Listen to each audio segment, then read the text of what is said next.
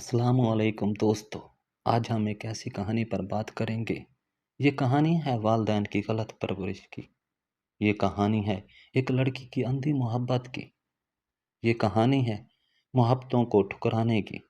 یہ کہانی ہے اپنوں اور غیروں کے فرق کی۔ یہ کہانی ہے معاشرے کے اصل رنگ کی۔ یہ کہانی ہے قدرت کے انتقام کی۔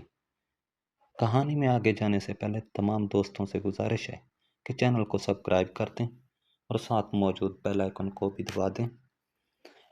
ایسے دوست جو کہ اپنے گھر کو مزید خوبصورت بنانا چاہتے ہیں یا کہ اپنے لائف سٹائل کو بہتر بنانا چاہتے ہیں، ان دوستوں کے لیے ڈسکرپشن میں واٹس ایپ گروپ کا لنک موجود ہے۔ اس کو کلک کر کے آپ آن لائن شاپنگ کے لیے واٹس ایپ گروپ کا حصہ بن سکتے ہیں اور اپنی مرضی کی اشیاء آرڈر پر منگوا سکتے ہیں۔ شکریہ۔ اب آتے ہیں کہانی کی طرف۔ تو کہانی شروع ہوتی ہے جب ایک ایسی فیملی کی لڑکی اپنی بلوغت کی عمر تک پہنچ رہی تھی جس نے کبھی اپنی زندگی میں اپنے والدین سے نہ لفظ ہی نہیں سنا تھا۔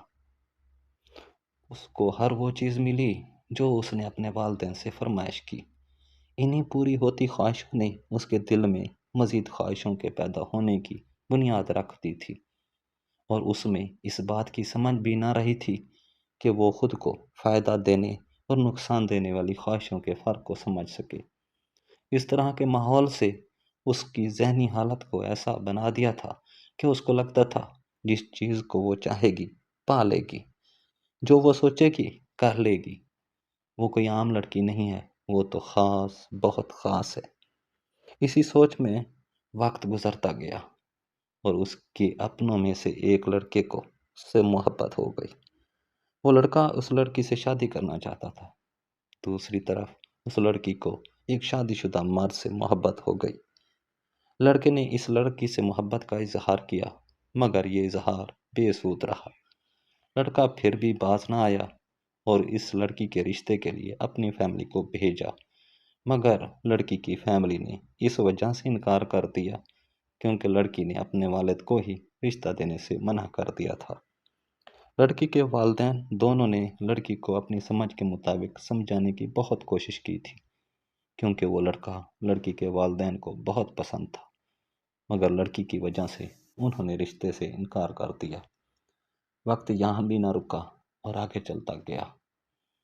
لڑکا ڈسہارٹ ہو کر باہر ملک چلا گیا اور لڑکی کا رشتہ جب ایک شادی شدہ مرد کا آیا تو لڑکی کے والدین نے منع کر دیا اور لڑکی کو سمجھانے لگے اور مستقبل میں آنے والی پریشانیوں کا بھی بتاتے اور سمجھاتے رہے۔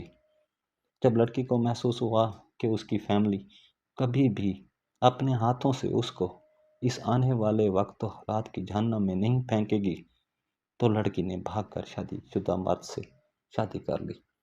کاش کے وقت یہیں تھم جاتا اور زندگی آگے نہ بڑھتی تو لڑکی کو لگتا کہ اس نے وہ سب کچھ پا لیا جو وہ پانا چاہتی تھی، مگر وقت تو کسی کے لیے نہیں رکتا۔ وقت کا تو کام ہی چلتے رہنا ہے۔ کچھ عرصے کے بعد لڑکی کے والدین نے بھی لڑکی کو معاف کر دیا تھا اور اس پیار و محبت کی زندگی میں اب آہستہ آہستہ نئی خواہشوں نے بھی جنم لینا شروع کر دیا تھا۔ نئی خواہشیں آئیں تو نئے مسائل آئے اور نئے مسائل نے پریشانیوں کو جنم دیا اور پھر پریشانیوں نے پورے خاندان کی محبت کو ٹھکرا کر اپنی محبت کے بنائے گئے رشتے میں نفرت کو جنم دیا، اور اسی لڑائی جھگڑے امیدوں ارمانوں پریشانیوں کے ساتھ ہی اس لڑکی کو اللہ تعالیٰ نے ایک بیٹے سے نوازا۔ یہ وہ وقت تھا جہاں پر لڑکی ایک دفعہ رک کر اپنی زندگی کو پرکھ کر آگے آنے والی زندگی کے تقاضوں کو سمجھ پاتی، مگر ایسا نہ ہوا۔ لڑکی ویسے ہی خمار میں رہی جیسے اپنے والدین کے گھر میں تھی، اور آہستہ آہستہ وقت و حالات نے ایسا حال کیا کہ دونوں کو یہ احساس ہو گیا کہ وہ اب ایک دوسرے کے ساتھ نہیں رہ سکتے۔ لہٰذا لڑکی نے طلاق لے لی اور اپنے والدین کے گھر اپنے چھوٹے سے بچے کو لے کر آ گئی۔ پر یہاں کے حالات بھی بدل گئے تھے۔ گھر میں بھابیاں بھی آ گئی تھیں اور کچھ عرصے بعد اس کے والد کا انتقال بھی ہو گیا تھا۔ اب زندگی تھی کہ ہر لمحہ نئے مسائل اور پریشانیاں لیے اس کا انتظار کر رہی تھی۔ کہانی میں آگے جانے سے پہلے یہیں رکتے ہیں اور اس کہانی کو قدرت کے قانون کے مطابق رکھتے ہیں تاکہ یہ کہانی ہمارے لیے باعث نصیحت ثابت ہو سکے۔ اس کہانی کا پہلا حصہ تھا بچوں کی پرورش۔ بچوں کی پرورش پر قدرت کا قانون کہتا ہے کہ بچوں کی خواہشیں بے شک پوری کر دو، مگر صبر سے، اور ان کو احساس دلا کر کہ کس طرح کی خواہش ان کا حق بنتا ہے اور کس طرح کی فرمائش یا ضد ان کا حق نہیں بنتا، کیونکہ بچے تو خود صحیح غلط کی پہچان نہیں کر سکتے۔ ایسے والدین جو کہ بچوں کی ساری خواہشیں پوری کرتے ہیں، تو ایک وقت آتا ہے جب بچوں کی خواہشیں اتنی بڑی ہو جاتی ہیں کہ ان کو پورا کرنا والدین کے بس میں نہیں ہوتا۔ تب وہی بچے کہتے ہیں کہ آپ نے ہمارے لیے کیا ہی کیا ہے، اور اس طرح بچوں کی خوش کرتے کرتے والدین بچوں کی زندگی بھی تباہ کر دیتے ہیں اور بچوں کا ساتھ بھی کھو دیتے ہیں۔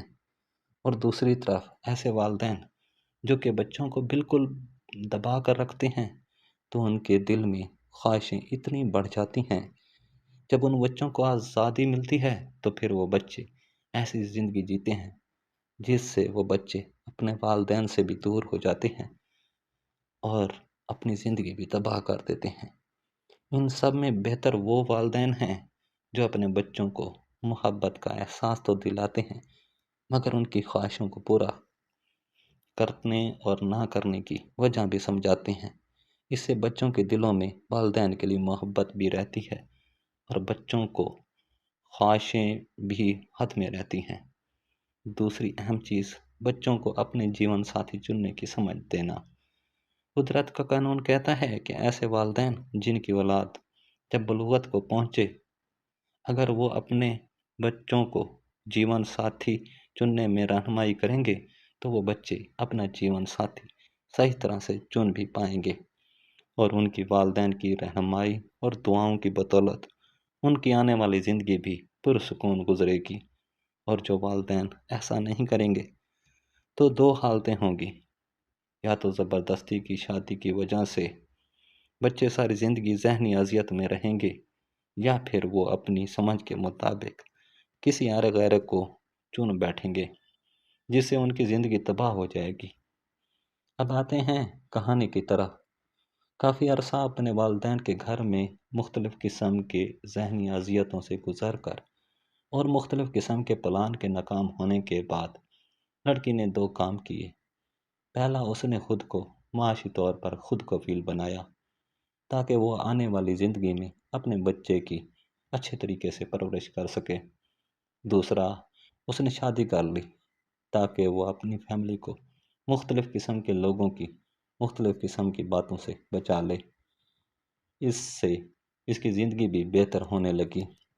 کہا جاتا ہے جب وہ دوسری شادی کر کے گھر سے جا رہی تھی تو اپنی والدہ کو ملی، روتے ہوئے کہا تھا، اللہ اگر کسی کو اولاد دے تو اس کو اولاد کی پرورش کرنے کی سمجھ بھی دے، کیونکہ جن بچوں کی پرورش والدین نہ کر پائیں تو ان کی پرورش وقت کرتا ہے، اور وقت نہ کسی کا سگا ہے اور نہ اس کے سینے میں دل ہے۔